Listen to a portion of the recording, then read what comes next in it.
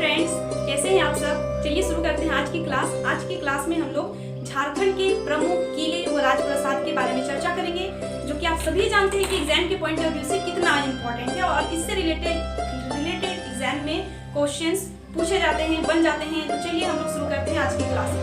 तो फ्रेंड्स, झारखंड के प्रमुख किले व राजप्रासाद में हम लोग सबसे पहले यहाँ पे चर्चा करने वाले हैं पलामू किला के बारे में, जो कि कहाँ पे सिचुएटेड है। पलामू किला ये लातेहार में है और इसका निर्माण जो है आप सब यहाँ पे देख रहे हैं, प्रताप राय और मेदिनी राय। तो यहाँ पे मैंने दो यहाँ पे लिखे हुए हैं निर्माणकर्ताओं के बारे में, तो आपको यहाँ पे कंफ्यूजन नहीं होना है। मैं अभी आप लोगों को क्लियर करा रही हूँ। ये जो पलामू किला है, दो है पलामू किला, एक नया पलामू किला और एक पुराना पलामू किला, जिसमें से पुराने पलामू किला का निर्माण प्रताप राय के द्वारा करवाया गया, जो कि शाहजहां का समकालीन था। उसके बाद मेदिनी राय ने नए किले का निर्माण किया। तो आप यहाँ पे इसको लिख सकते हैं, प्रताप राय ने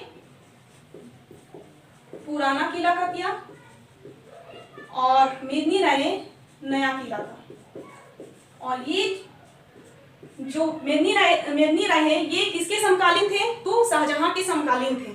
और ये जो पलामू किला है, इससे कुछ विशेषता और भी बहुत सारी बातें उनके बारे में यहाँ पे जानते हैं। तो इस किले में मस्जिद का एक निर्माण करवाया गया था दाऊद खां के द्वारा, जो कि 1661 में किया गया था। और यह औरंगा नदी के तट पर स्थित है। ये पलामू किला कहाँ पे है फ्रेंड्स? तो आपको याद रखना है, औरंगा नदी के तट पर।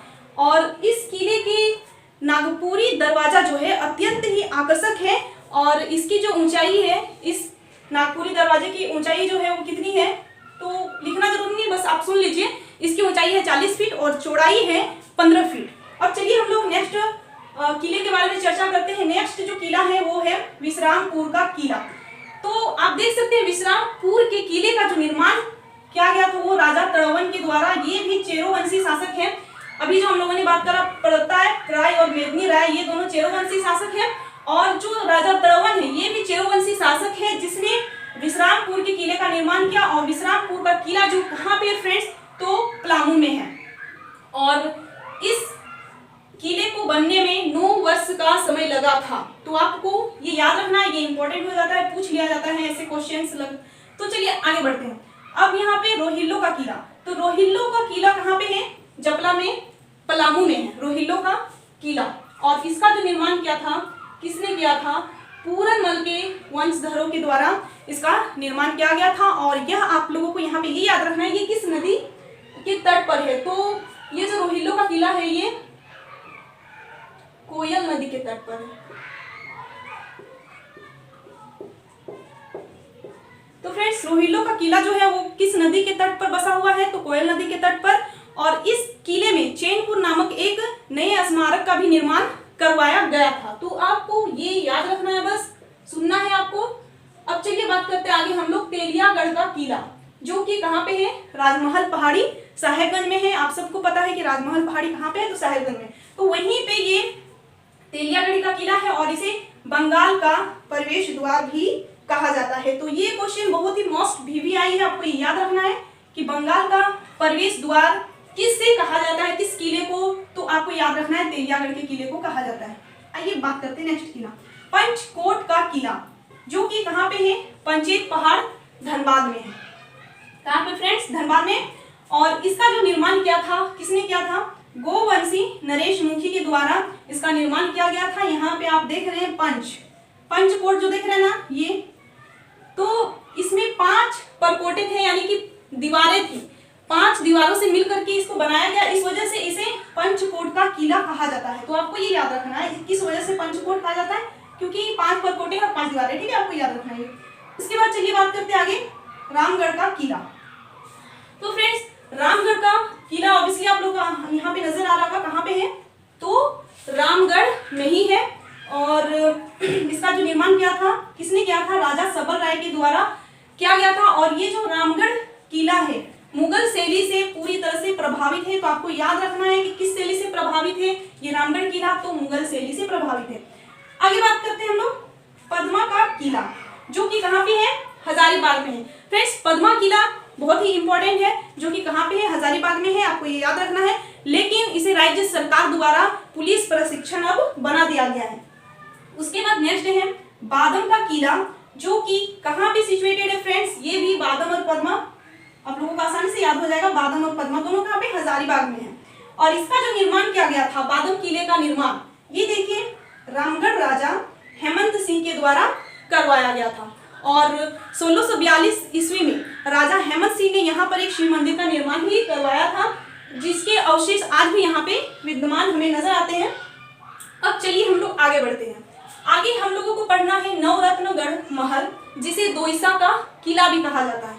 तो फ्रेंड्स यहाँ पे क्वेश्चन ये बन जाता है कि दोईसा का किला किसे कहा जाता है, या तो फिर दोईसा किला का अन्य नाम क्या है। तो आपको याद रखना है यहाँ पे नवरत्नगढ़ महल, जो कि कहाँ पे सिचुएटेड है, तो गुमला में है। मोस्ट VVI आप लोग याद रखिएगा। अब इसका जो निर्माण किया गया, किसके द्वारा किया गया, तो दुर्जन शाह के द्वारा इसका निर्माण करवाया गया। और यह जो महल है, ये नवरत्नगढ़ जो महल है, ये कंगूरा शैली में दांतेदार परकोटों या तो फिर दीवारों से ये घिरा हुआ है। तो बस ये आप इसकी विशेषता समझें, या तो फिर बस आप सुने, ठीक है, और इसको लिखने की आवश्यकता नहीं है। चलिए आगे बढ़ते हैं। आगे हम लोग पढ़ेंगे यहाँ पे पालकोट का राजमहल। तो पालकोट का जो राजमहल है वो कहाँ पे है, वो है गुमला में। और आइए देखते हैं इसके निर्माण के बारे में। तो इसका निर्माण जो किया गया वो किसके द्वारा करवाया गया, देखिए यहाँ पे यदुनाथ शाह के द्वारा, जो कि एक नागवंशी शासक था। ठीक है, ओके आगे बढ़ते हैं। नागफेनी का राजमहल। तो फ्रेंड्स नागफेनी का राजमहल जो है ये भी कहाँ पे है, तो गुमला में ही है। कहाँ पे है फ्रेंड्स, गुमला में।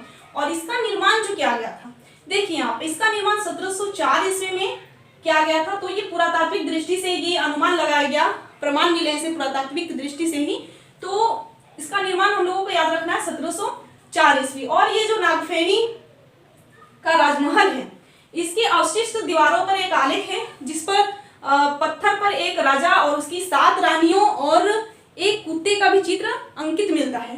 तो आप इसे याद रखिएगा। आगे बढ़ते हैं। आगे हम लोगों को पढ़ना है जयंतगढ़ का किला, जो कि कहाँ पे है फ्रेंड्स, पश्चिमी सिंहभूम में है। जयंतगढ़ का किला कहाँ पे है, पश्चिमी सिंहभूम। और इसका निर्माण किसने किया है, तो पोरहाट नरेश काला अर्जुन सिंह के द्वारा करवाया गया। और आप यहाँ से ये याद रखिए, ये जो जयंतगढ़ का किला है किस नदी पर है, क्योंकि नदी पूछ लिए जाते हैं तो आपको याद रखना है, ये बैतरनी नदी पर है। कहाँ पे, बैतरनी नदी। चलिए आगे बढ़ते हैं। आगे हम लोगों को पढ़ना है जगन्नाथ का किला, जिसे पोरहाट का किला भी कहा जाता है। क्या कहा जाता है, पोरहाट किला या तो फिर जगन्नाथ किला, दोनों सेम ही है, आपको याद रखना है। जो कि कहाँ पे है, पश्चिमी सिंहभूम में है। और पश्चिमी सिंहभूम में, और इसका निर्माण देख लेते हैं। इसका निर्माण जो किया गया था वो पोरहाट वंश के राजा जगन्नाथ सिंह के द्वारा ही करवाया गया था। अब चलिए आगे बढ़ते हैं। आगे हम लोगों का है चक्रधरपुर की राजवाड़ी। तो फ्रेंड्स ये भी एक किला है, चक्रधरपुर की राजवाड़ी, जो कि चक्रधरपुर में ही है। कहाँ पे है, यहाँ पे सिंहभूम में, सिंहभूम के चक्रधरपुर में ही है। और इसका निर्माण कब किसने किया, देखिए इसका निर्माण जो है राजा अर्जुन सिंह के पुत्र नरपति सिंह के द्वारा करवाया गया। राजा अर्जुन सिंह के पुत्र नरपति सिंह के द्वारा 1910 से 20 ईस्वी में करवाया गया। और इससे आप इंपोर्टेंट बात ये याद रखिए कि इसका निर्माण जो किया गया था वो राजमहल की ईंटों से करवाया गया था। और शशांक, आप लोग नाम सुने हैं, तो शशांक की जो पुत्री हुई शशांक मंजरी के द्वारा इसे विक्रय कर दिया गया। ठीक है, इसे विक्रय कर दिया गया है। अब आगे बढ़ते हैं। अब हम लोग यहाँ पे पढ़ने वाले हैं झरियागढ़। तो फ्रेंड्स झरियागढ़ महल जो है वो कहाँ पे है, धनबाद में है। तो पहले जो है झरिया के राजाओं की ये राजधानी रहा करती थी, लेकिन फिर बाद में इसे हस्तांतरित करके इसे कहाँ पे हस्तांतरित कर दिया गया, कतरासगढ़ में। तो आप इसे नाम याद रखिए, कतरासगढ़। पहले ये जो झरियागढ़ महल है, झरियागढ़ में इन लोगों की राजधानी रहा करती थी, झरिया राजाओं की, लेकिन इसे हस्तांतरित करके कतरासगढ़ कर दिया गया। उसके बाद आगे बढ़ते हैं। आगे हम लोगों का है रातू का किला। तो रातू का किला कहाँ पे है, रांची में है। रातू रांची में ही है, तो आपको ये याद रखना है। उसके बाद चलिए आगे बढ़ते हैं। आगे हम लोगों का है 17 में तिलमी का किला। तो फ्रेंड्स तिलमी का किला कहाँ पे है, खूंटी में है, जो कि कर्रा प्रखंड के तिलमी गांव में है। तो आपको दिक्कत नहीं होगी क्योंकि तिलमी जो किला है वो तिलमी गांव पर ही है, बट आपको याद रखना है कि यहाँ पे खूंटी में है। चलिए आगे बढ़ते हैं। इसका जो निर्माण किया था वो किसके द्वारा करवाया गया था और कब किया गया था? देखिए यहाँ पे 1737 ईस्वी में अकबर ठाकुर के द्वारा इसका निर्माण करवाया गया था। किसके द्वारा? अकबर ठाकुर के द्वारा 1737 ईस्वी में। आगे बढ़ते हैं। आगे हम लोगों का नेक्स्ट बचा हुआ है यहाँ पे अगला केसनगढ़ का किला। तो फ्रेंड्स केसनगढ़ का किला कहाँ पे है? आपको बस ये याद रखना है, केसनगढ़ का किला पश्चिमी सिंहभूम में। तो फ्रेंड्स ये जो आज हम लोगों ने जाना झारखंड के प्रमुख किले और राजप्रासाद के बारे में, इससे रिलेटेड एग्जाम में क्वेश्चन बनते हैं। तो बस आपको ये वीडियो शुरू से लेकर अंत तक देखना है। आपको अवश्य ही सारी बातें समझ में आ जाएंगी। आई होप आप लोगों को सारी बातें समझ में आई होंगी। तो फ्रेंड्स आप लोगों को ये वीडियो कैसा लगा हमें कमेंट करके अवश्य बताएं, और लाइक भी करें, कमेंट भी करें और सब्सक्राइब करना तो बिल्कुल भी मत भूलें।